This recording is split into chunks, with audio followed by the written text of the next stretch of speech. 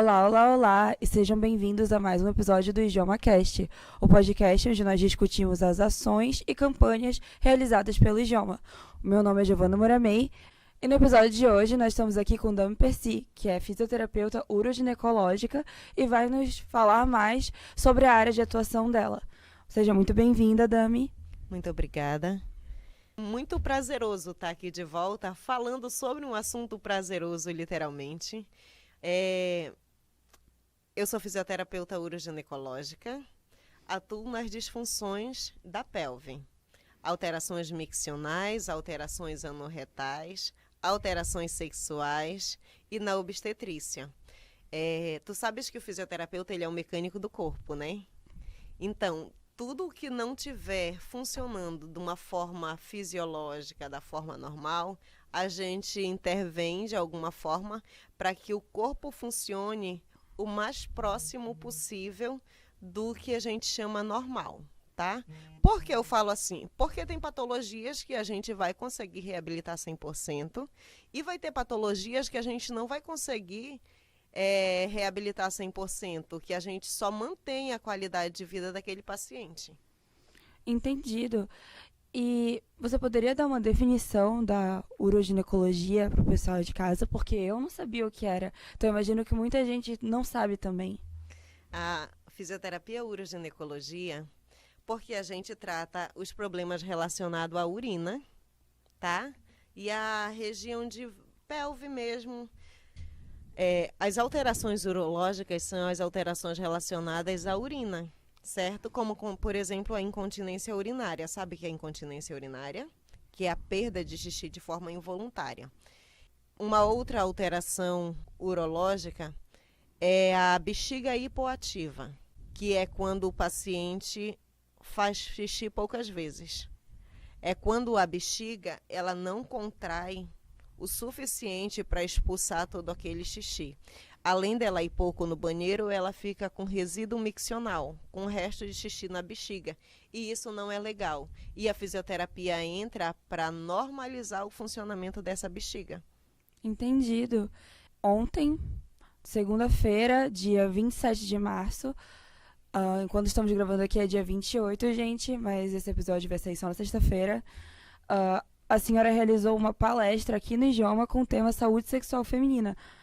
E tem muito que a gente pode falar desse assunto, tem muito da palestra que a gente pode trazer para cá, para o Idioma Cast, mas eu queria perguntar, para a gente iniciar, qual é a diferença entre sexo e sexualidade?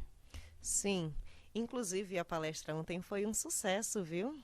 Tinha muita gente interessada em aprender um pouco mais. Tinham pessoas que não conheciam o próprio corpo, porque quando a gente fala desse assunto, sexo e sexualidade, normalmente as pessoas pensam que é tudo a mesma coisa, né? Pensam que é o quê? Pornografia. Não, não é, amiga, tá? E assim, o conceito de sexo, no dicionário, tem a diferença dos órgãos genitais entre homem e mulher. E o conceito que a gente quer aqui é o ato ou troca de prazer entre duas pessoas. Normalmente são duas pessoas. Agora que eu entendi. Ok, pode continuar. Mas também, dependendo do gosto da pessoa, prazer, se for consentido dos dois lados, é tudo prazer. A sexualidade, ela é muito mais ampla, sabe? Ela é além dessa troca de energia física. Ela é a forma como você se vê, ela é a forma... Eu posso ler um texto? Pode Posso citar. ler um testículozinho explicando bem sobre o que é sexualidade e a gente explana a partir disso. Porque é um tema muito amplo e a palavra sexualidade, ela abrange muitas coisas. Como, por exemplo, a Organização Mundial de Saúde define sexualidade como uma necessidade básica e um aspecto do ser humano que não pode ser separado de outros aspectos de sua vida. Por isso, a sexualidade não é só relação sexual, não se limita a transar e a ter outros orgasmos. Ela se refere às preferências e experiências sexuais, as descobertas da identidade e atividade sexual. É o que motiva uma pessoa a buscar um contato físico e afetivo e intimidade com outra pessoa. Sendo assim, ela se expressa na forma de sentir, de como as pessoas tocam e são tocadas, mas também não é só isso.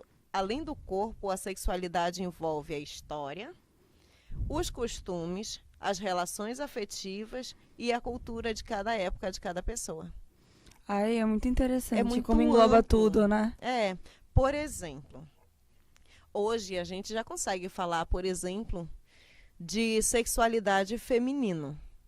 Mas há um período atrás, a sexualidade feminina ela era Um tabu. abafada. Ainda é um tabu, mas graças a Deus estamos quebrando isso.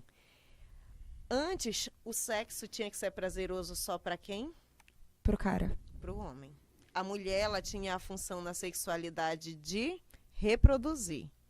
E é assim. Tanto é que a mulher ela tem um órgão que é específico para o prazer sexual. Só a mulher tem um órgão exclusivo. O homem não tem. E aí, ao longo do tempo, dos estudos, das mudanças de cultura, de hábitos, de mulheres se revoltarem com isso, delas se descobrirem e vem aquelas... Como é a palavra que eu esqueci? Não são rebeldes. Elas são taxadas na sociedade como rebeldes, mas elas lutam pelos direitos delas. E hoje em dia as mulheres elas já se conhecem, algumas, da nossa geração mais atual, por exemplo. A geração da minha mãe. A geração da minha mãe não foi educada para sentir prazer sexual, por exemplo. Ela foi educada, a sexualidade dela está em procriar, ser dona de casa. E a sexualidade é só isso? Não é? Definitivamente não. Está muito além do que só procriar e ser dona de casa. Sexo também tem uma relação muito grande com autoimagem e autoestima. Isso é algo que você abordou na palestra de ontem. Você poderia repassar aqui para o pessoal, o público do IdiomaCast, no que essas duas coisas se relacionam? Então, antes de falar exatamente sobre a autoimagem, está relacionado, né? A forma como a pessoa se vê. A autoimagem é isso. É a forma como a pessoa se vê, como a pessoa se identifica. É só olhar no espelho e ver uma aparência física? Não. Quando tu te olhas no espelho, o que tu vê? 1,70 de altura, cabelo longo, olhos castanhos. Mas não é sobre isso que você está falando, né? Exatamente. Você consegue ver a sua essência? Consegue ver o que é que você é, do que só você sabe? Consegue fazer uma comparação de como você era antes, por exemplo, há uns 5 anos, e como você é hoje? Normalmente a gente evolui nela. A autoimagem é a forma como se vê. E dentro desse contexto está o autoconhecimento. Como você se conhece? Aí, dentro do autoconhecimento, tem a autoestima. De acordo com o que você se conhece, como você se sente? Já parou para pensar nisso? Não nessa extensão. Por isso que é muito amplo. E de acordo com como a pessoa se sente, como a pessoa se vê, ela acaba desenvolvendo a sexualidade dela, com quem ela tem mais afetividade, porque as relações afetivas, as relações sexuais, elas não são só a forma hétero, só entre homem e mulher. Existem várias formas de afetividade, certo? E assim, de acordo com o teu autoconhecimento, com a tua autoestima, de como você se sente, você pode estar disponível a afeto com outra pessoa, ou você pode guardar a sua sexualidade para você. Quando eu pergunto para as minhas pacientes, por exemplo, no consultório, tem uma vida sexual ativa? Qual o primeiro pensamento que vem?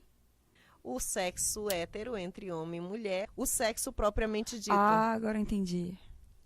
Tem uma vida sexual ativa, aí a pessoa pergunta, eu não estou transando faz um tempinho, então não tenho uma vida sexual ativa. Oi? E quanto tempo faz que tu te estimula sozinha, que tu te conhece, que tu te dá o teu prazer? Porque tem pessoas que têm uma vida bem restrita em relação à afetividade com outras pessoas, que não gostam, não querem estar se aproximando de qualquer um, mas sozinhas se satisfazem, que é uma beleza. Então isso é sexualidade. Isso é a manutenção do prazer e bem-estar. E tá tudo certo. E outra coisa, falando sobre sexualidade. A sexualidade também está na forma de tu te vestir. Eu estou falando de vulgaridade? Não. Eu estou falando da forma como você se sente bem. Às vezes a gente coloca uma roupa decente mesmo, assim, que tu te senta bem. Aí tu te olha no espelho e diz, ai, papai, hoje eu tô pro crime. Isso é um despertar da sexualidade, sabe? E tem dia que você não tá se sentindo tão bem, você coloca uma roupa que não tá caindo bem, falando de imagem propriamente dito, e você não se sente tão bem. Isso é sexualidade. Isso tudo engloba a sexualidade. Realmente uma questão bem extensa. Nossa, muita. E como a gente está aqui no IGEOMA, que é um Instituto de Prevenção ao Câncer, essas questões de autoimagem, autoestima, autoconhecimento podem ser muito impactadas quando a pessoa descobre que tem uma doença. E aí muitas dúvidas ao redor dessa questão, muito tabu ao redor se pacientes oncológicos podem exercer a sua sexualidade de maneira plena e quais são as travas reais e as travas mentais que existem em relação a esse assunto. E aí, o que você pode falar pra gente sobre isso? Quando a gente escuta a palavra câncer, vem logo um desespero na cabeça, né? Tem pessoas que não gostam nem de falar sequer a palavra. Usam vários outros termos, menos a palavra original, né? Ah, aquela doença feia, essas coisas assim. E aí, elas, quando recebem um diagnóstico de uma neoplasia, elas, primeiro que afeta é o psicológico.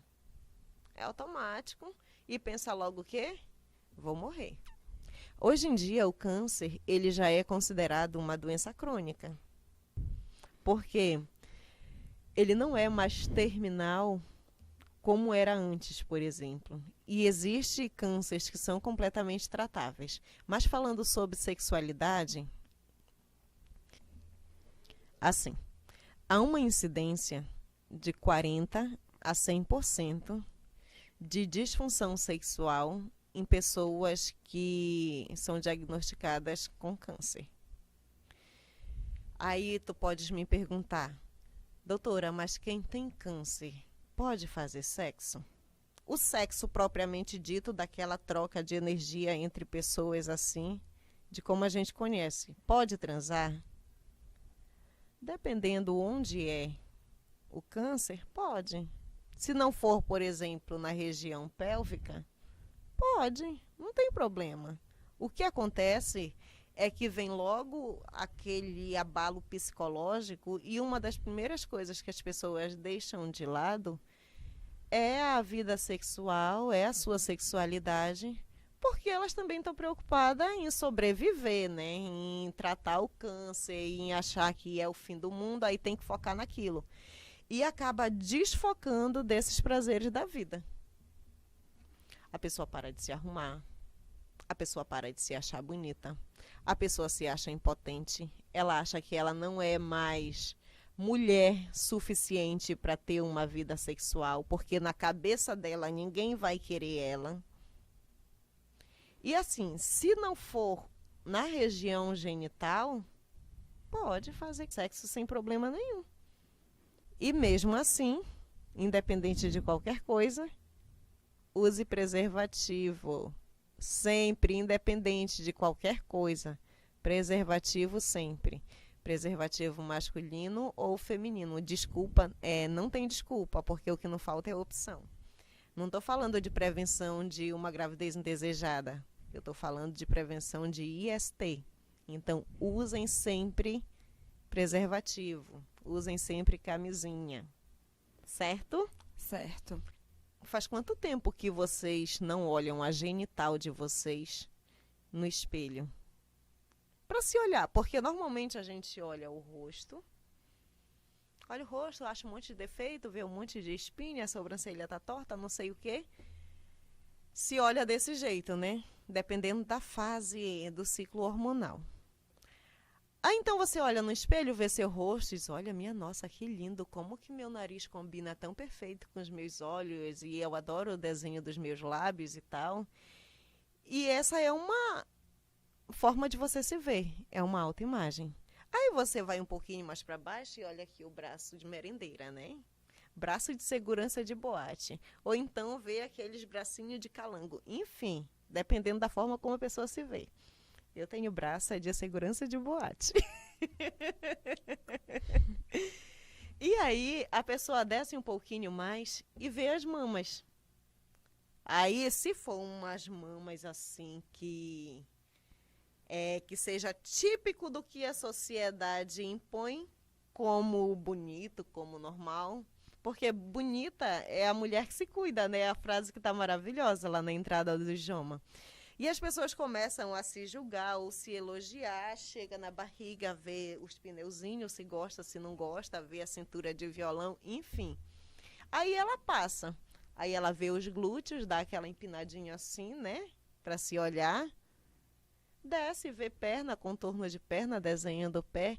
E qual a parte que ela para olhar a genital? Pois é, né? Entendeu? Uhum. Os homens fazem isso com mais frequência. Eles se olham porque é o que? A masculinidade dele tá ali, é o vigor deles, eles olham e tal, e se admiram. Às vezes nem essas Coca-Cola toda dele, mas a autoestima dele está aqui em cima. E a mulher, ela tende a ter uma autoestima mais baixa. Quantas vezes vocês já se olharam a genital de vocês com um olhar observatório, exploratório, para ver como você é, para perceber que ali naquela região tem vulva, tem clitóris, tem uretra, tem vagina, tem períneo, tem lábios externos, tem lábios internos. Sabia? Não sabia que a nomenclatura mudou sobre grandes lábios e pequenos lábios. Porque quando a gente estudou no ensino fundamental, a gente aprendeu que os lábios internos eram pequenos lábios e os lábios externos eram grandes lábios. Só que a gente sabe que na prática não é exatamente assim. Eu tenho o hábito de ver pessoas sem roupa. Eu acredito que não, né? Realmente não tem. E eu estudo sobre essa área. Então, há vários formatos. E nem sempre os de dentro são menores que os de fora. E isso causava uma certa disforia nas pessoas, uma não identificação. Automaticamente, as pessoas começavam a não se gostar, porque elas se achavam feias. Aí, atualmente, a nomenclatura mudou. Agora são lábios externos e lábios internos. Para não ficar mais tão... Como é a palavra? Divergente? Da anatomia. Enfim, é isso. É uma descrição melhor, porque não é padronizado para todo mundo do jeito que dava a entender. Vocês não precisam me responder, porque também é a intimidade da pessoa. Eu digo, mas só pensa dentro da cabeça de vocês. Se só se olhar, só se conhecer a região genital de vocês, já é difícil? Quantas vezes vocês já se tocaram para uma masturbação? Para conhecer o corpo de vocês? Para saber qual tipo de toque que você gosta. Aí eu disse, você não precisa responder, porque também não dá, né? Aí depois elas ficaram pensando, né? Tipo assim, quem diz na sua cabeça, ela é doida. Mas por que eu perguntei? para levar elas a pensarem. Porque se você não se conhece, se você não consegue se dar o prazer, como que você quer que uma pessoa que mal te conheça consiga suprir os teus desejos, se nem tu sabe do jeito que tu gostas? Entendeu? Entendi. Parece bruto, parece que eu tô brigando, né? Mas é uma forma de autoconhecimento. Se você gosta de um toque mais suave, você vai falar para a pessoa com quem você está se envolvendo a forma como você gosta.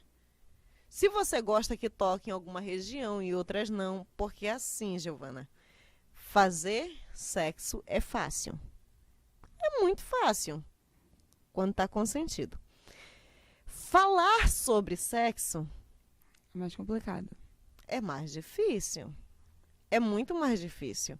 Hoje eu já conheço muitas mulheres que já dizem: não, Dami, eu falo. Não vou mais fingir orgasmo. Quando algo não tá bacana para mim, eu falo. Mas nem sempre foi assim.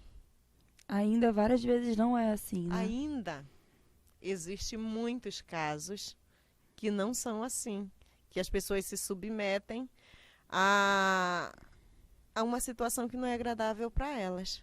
Aí vem o quê? As disfunções sexuais. Isso é uma coisa que eu entendo um pouco melhor porque é sobre relações sociais. As pessoas não querem se indispor com as outras pessoas, elas evitam ao máximo, a maioria das pessoas. E quando você tem estruturas que ditam que certos grupos devem servir, não devem se indispor mais ainda, isso impacta mais. E é o caso das mulheres. A pressão para não se indispor, para não falar o que está incomodando, ainda mais quando é numa relação íntima, é maior para mulheres. É uma questão muito complicada. Olha, ontem, depois da palestra, uma senhora chegou comigo. Ela disse: doutora, como é que eu faço para ter uma consulta com a senhora? Porque tudo que a senhora falou ali foi direto que era para mim. Aí eu fiquei ouvindo ela, né? Aí eu disse: como assim? Ela disse: a senhora falou sobre não ser normal sentir dor durante o ato sexual. Eu tenho indicação para fisioterapia pélvica, mas eu não achei aqui no estado algum local público que tivesse, que ofertasse esse serviço. E como é uma área restrita, eu não sabia onde ir no particular. Por quê? Porque eu tenho a bexiga baixa e eu sinto muita dor quando eu vou fazer sexo com meu marido, só que ele é bruto, ele não entende. E aí, para ele não brigar comigo, para a gente não entrar em crise, eu acabo aceitando, mesmo com dor. Depois, quando eu estou com vontade, o corpo vai aquecendo e a dor passa. Mas no começo sempre é dolorido. E assim, na fisioterapia uroginecológica, eu costumo dizer que a gente ajuda pessoas que sofrem caladas.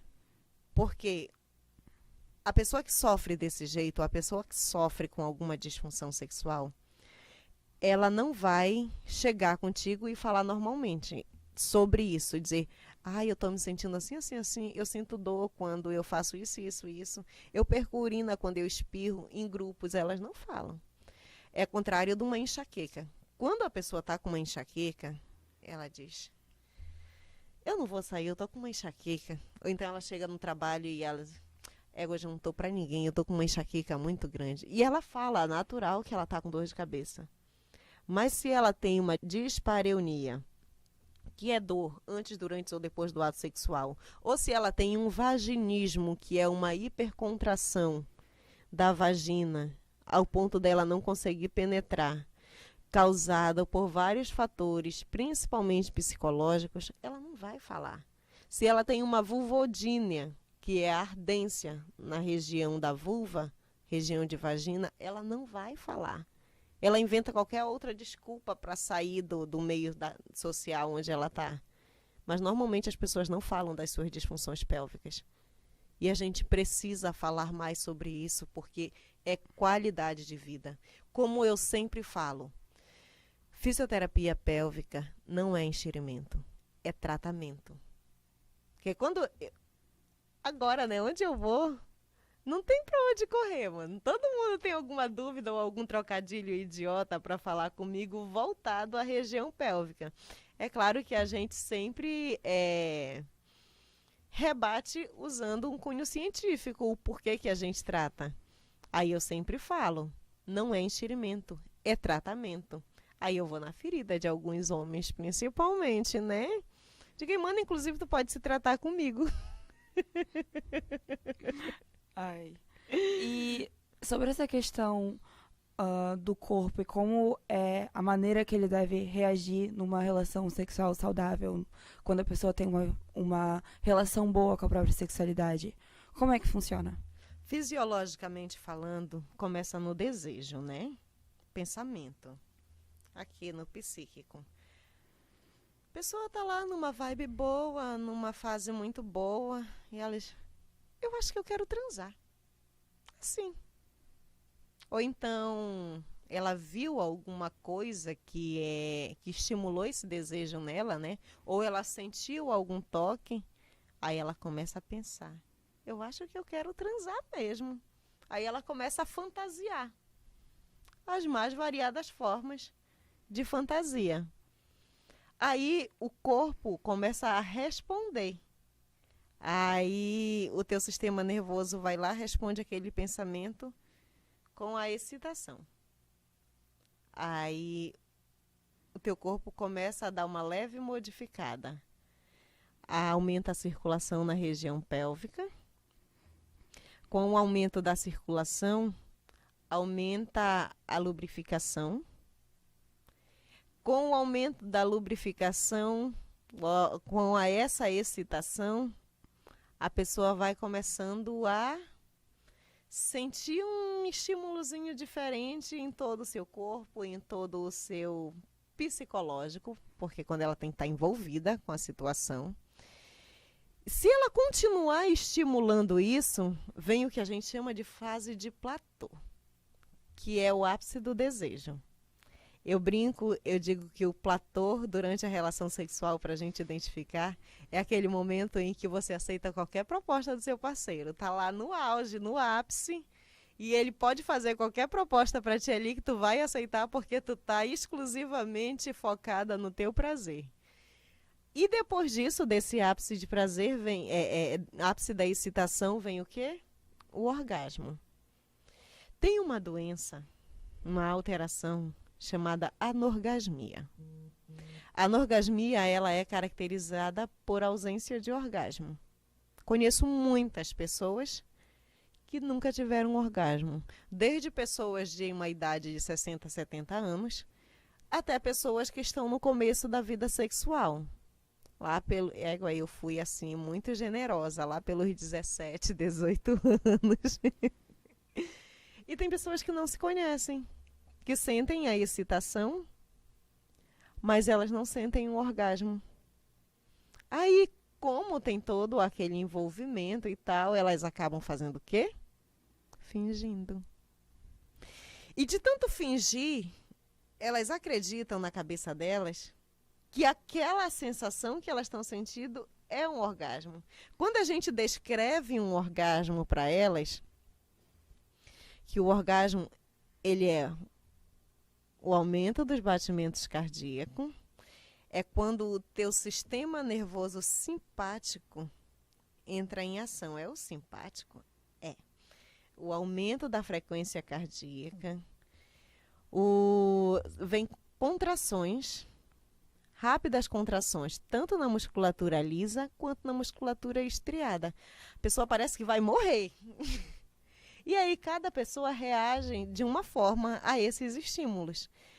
E o orgasmo feminino, ele dura de 11 a 15 segundos. Um orgasmo masculino, ele dura uma média de 5 a 6 segundos. Ele é mais rápido. A mulher tem o clitóris, que é um órgão exclusivo para o orgasmo. Tem uma média de 8.000 terminações nervosas. Tu já viu o desenho de um clitóris? Já, sim. Ele inteiro? Como ele realmente é? Só em imagens gerais, eu acho. Ou só aquela pontinha que a gente vê? Sabia que o clitóris não é só essa pontinha? Ele é muito mais amplo, ele é assim. Deixa eu ver se eu consigo desenhar. Imagina que aqui, tá tá? Aquela parte que a gente vê, Uhum. tá? Que é bem aqui acima da uretra. Por baixo daquela pele, por onde a gente não vê, lá na região mais interna, ele se divide assim. Nesse desenho aqui. Ah, entendi. Ele tá, aqui tá o clitóris e ele desce um ramo para a direita, um ramo para a esquerda e uma partezinha aqui em cima. Não é só aquele pontinho que a gente vê.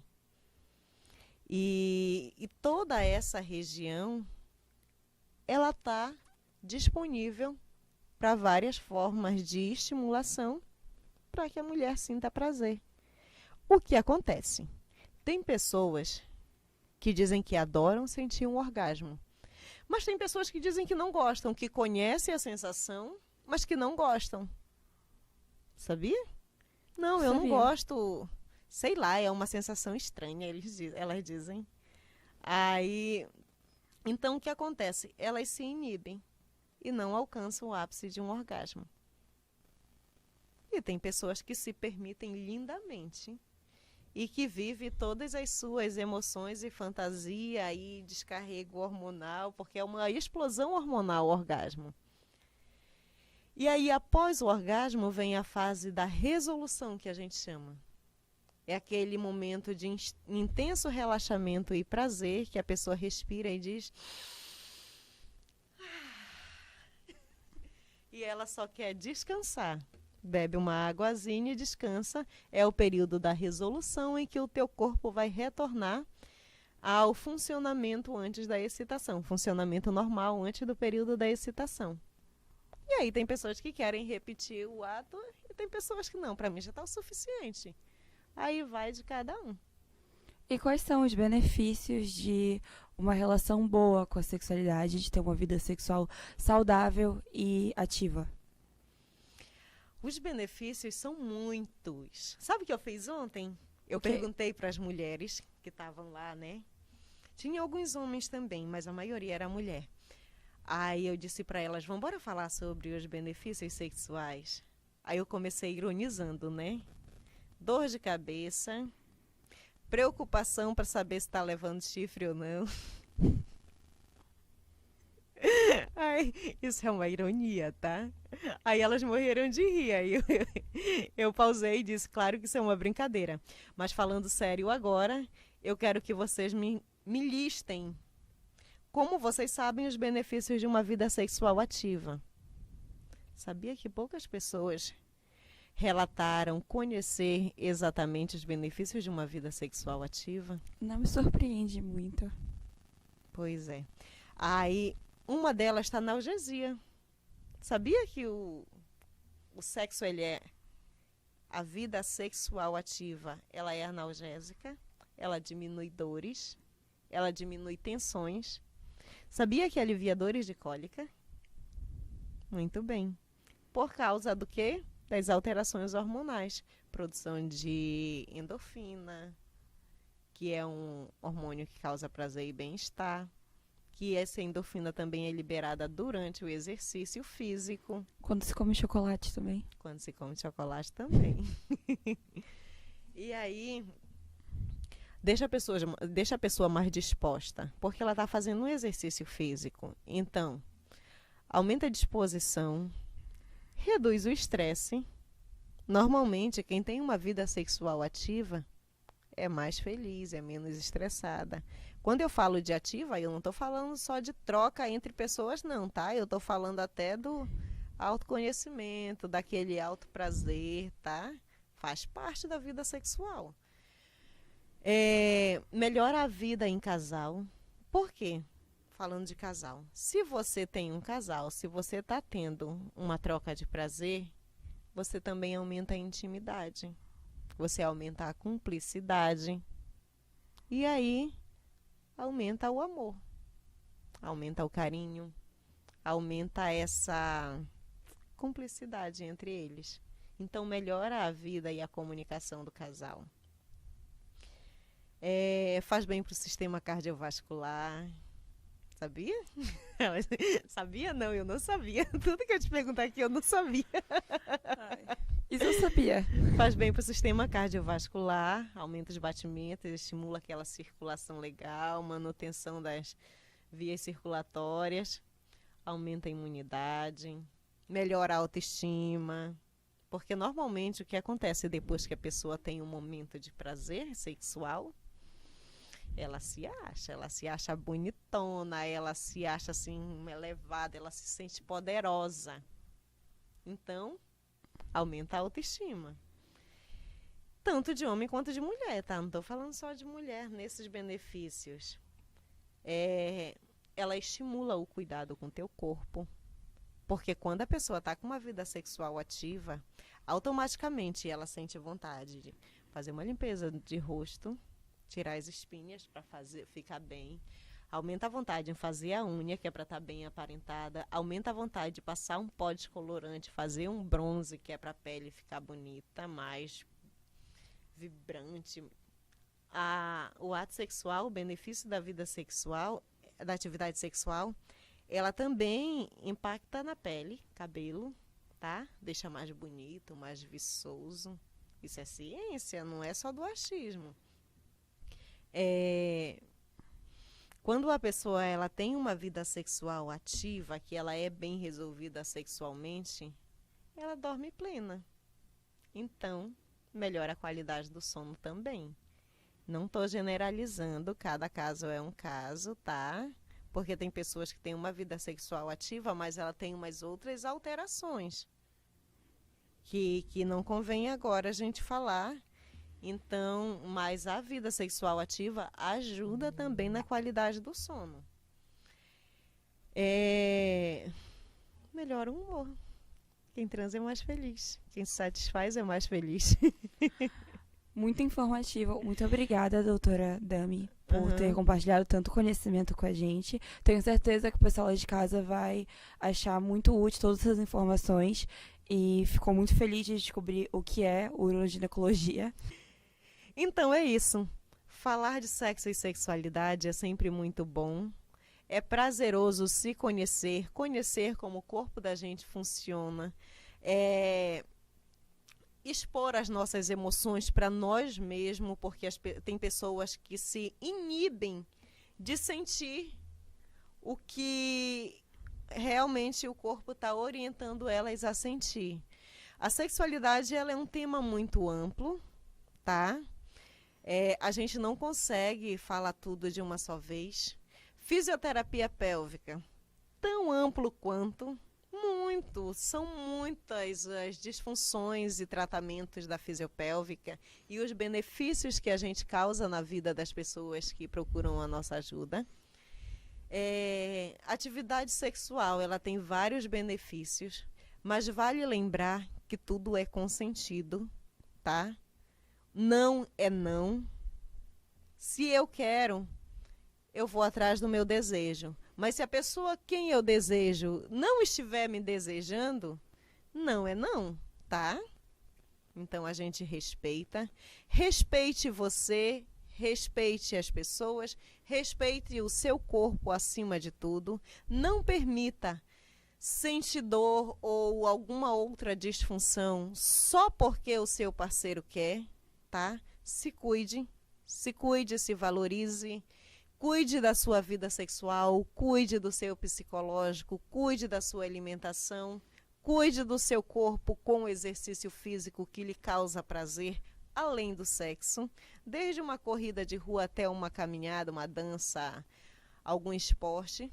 Cuidem do seu corpo, cuidado é vida, tá? O que você valoriza, aquilo cresce. Isso não é coach barato, não, é verdade. Independente da alteração que você tenha, se você tem um diagnóstico de câncer, se você tem um acidente que deu uma leve modificada no seu corpo, isso não te resume. Mas se você alimentar aquilo, esse pensamento de que aquilo é maior do que você, aquela doença é maior do que você, ela acaba se tornando, porque tudo está aqui, no nosso psicológico. Então, dá uma revisada na forma como você se vê, Dá uma revisada no que é importante para você. Se você perdeu alguma coisa ao longo de todo esse processo de vida que você... Ai, eu era assim, eu era tão vaidosa, eu era tão... gostava de me arrumar. E agora, por causa de um detalhezinho, a minha unha quebrou, não tenho mais vontade de me arrumar. Ah, sinto muita dor de cabeça, não sinto vontade de me arrumar. Não se resuma a isso, tá? Procure ajuda, tem profissionais que são capacitados para lhe ajudar no tratamento. Desde um acompanhamento psicológico, médico, até a fisioterapia, tá? Um beijo. Muito obrigada pelo convite. Falou bonito e foi muito informativo. Muito Seja obrigada. muito bem-vinda. Obrigada. Obrigada por ter vindo, doutora Dami. O JamaCast de hoje fica por aqui. Semana que vem tem mais. Obrigada a todo mundo que acompanhou as ações do Mês da Mulher aqui no IJOMA. Fiquem de olho nas redes sociais para acompanhar as nossas campanhas e ações futuras. E até mais.